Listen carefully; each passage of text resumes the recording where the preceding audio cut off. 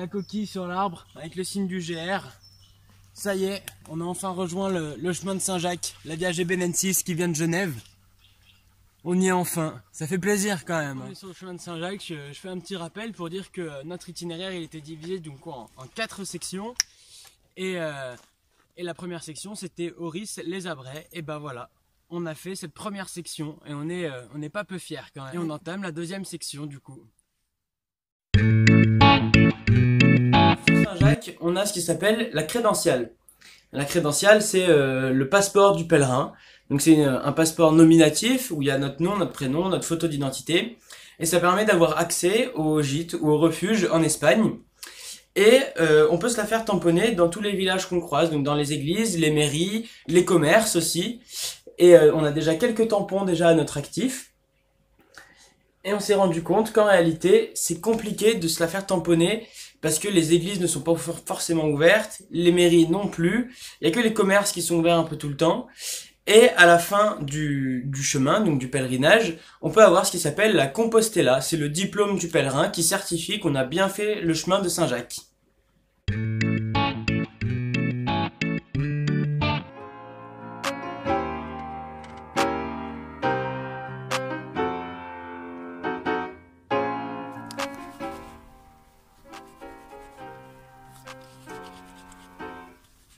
Alors voilà, la lessive dans un cimetière, charmant.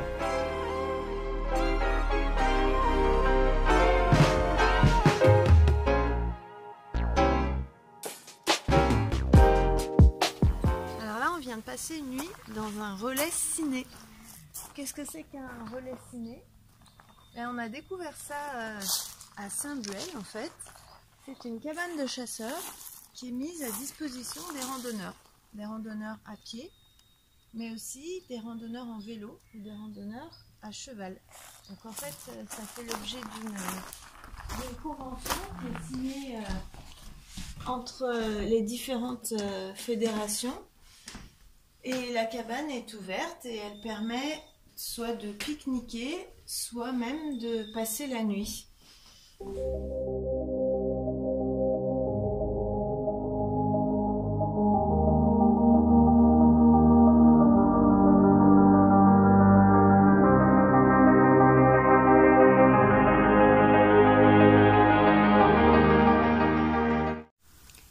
On fait une petite pause parce que le chien nous a fait comprendre qu'il avait envie de prendre un peu de temps à l'ombre et de se reposer. Et du coup, j'en profite parce que là, je viens de remarquer qu'il y a cette plante qui paye vraiment pas de mine, mais qui est un vrai délice en cuisine. C'est la camomille ananas. Alors la camomille ananas, comme ça on dirait que c'est presque des fleurs ratées.